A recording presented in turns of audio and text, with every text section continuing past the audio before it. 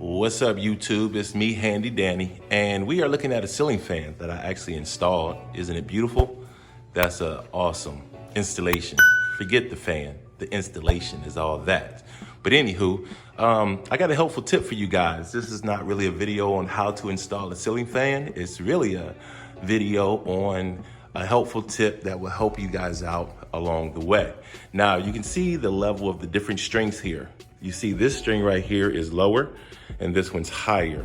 Here's a good way to remember which string is which, because you've probably in your past, sometime in your life, you came over here and you pulled the string and you want to turn the light on, but you hit the fan and you're like, damn it, which one is it?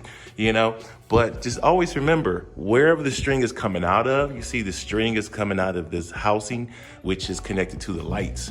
And this other string is going way up in here and it's connected to the motor for the fan. But the lower the string, the lower, that's what it's controlling. The lower the lights. Just think lower string for lights, L and L, okay? So if I hit this string right here, hit the low string, if I can grab it there, and you can see that it controls the lights.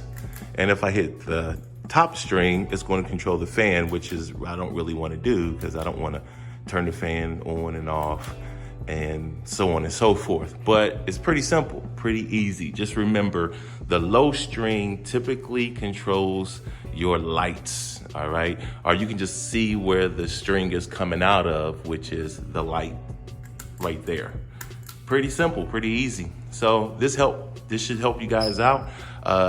Let me know, leave me a comment, make sure you subscribe if you haven't already done so, for little helpful tips like this to kind of get you along your way in life. All right, peace out.